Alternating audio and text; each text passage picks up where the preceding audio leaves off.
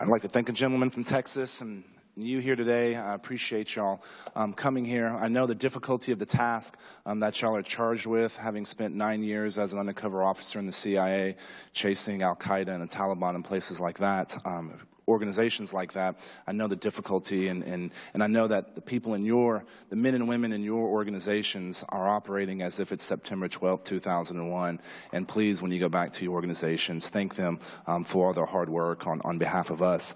When I was in Pakistan, Afghanistan, you know, the bad guys would push their message through night letters. At night, they would drop letters on people's doorsteps. Now they have social media, and all three of y'all have highlighted that in your testimony and in the documents that you submitted.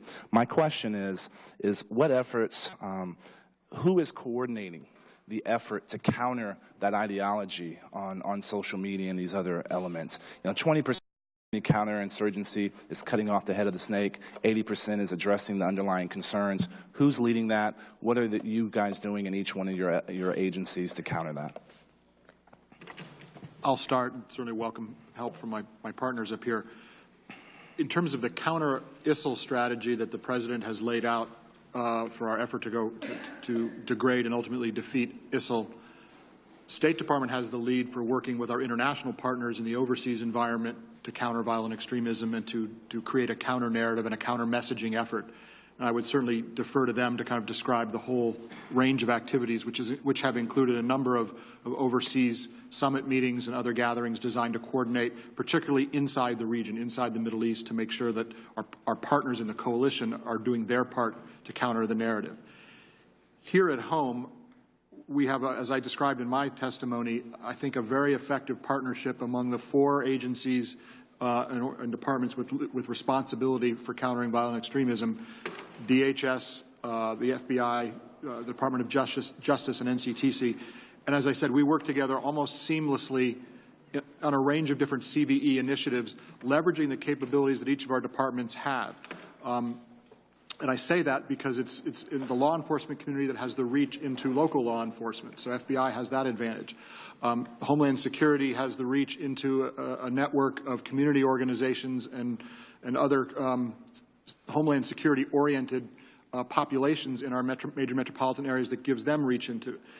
NCTC tries to provide analytic support and content generation to help us with this effort at outreach in the domestic environment.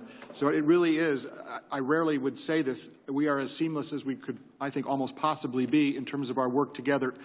The question is, as I mentioned to the chairman earlier, is scale. Are we doing enough of it? Do we have enough reach into all of the parts of the country where this is a potential problem? And I would not argue to you that we're there yet on that score.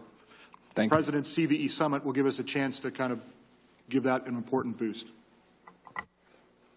Let me add just one note on context. So, part of this is a part of this message has to be pushed down at the local level. Just like parents have to watch their children on the internet, on social media for pedophiles and financial criminals, we have to have that same message. You have to have interaction.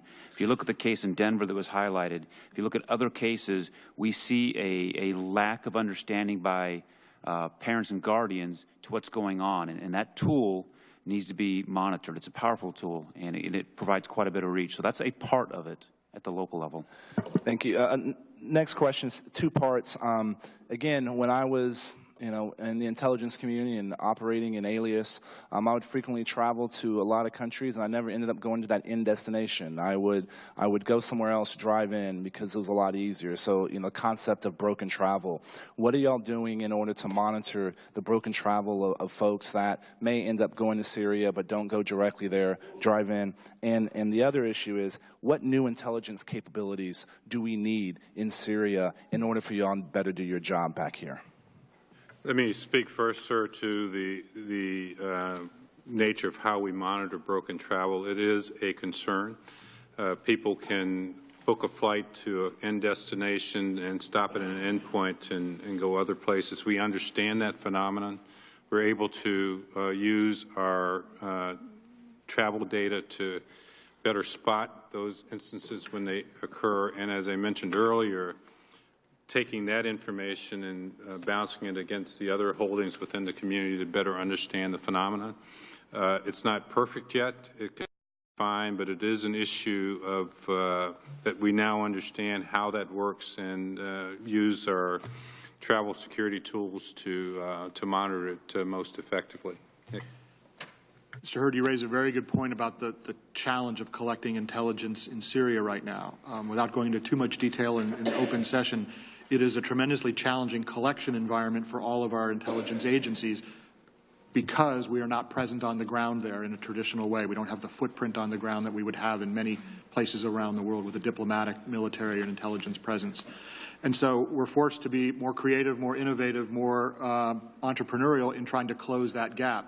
And again, we can talk about that more in closed session, but all of the intelligence agencies have prioritized this at the absolute top of our priority list in terms of devoting resources, energy, and effort to do so. I would not argue, though, that we have closed the gap on where we need to be in terms of our understanding with granularity what's going on the ground in Syria. In many cases, the information we have about foreign fighters traveling to the conflict zone stops when they get there, and we don't have as much insight or nearly enough insight into what actually happens when they're on the ground in Syria. And that's a gap we're trying to close. I think they covered it sufficiently. I yield back.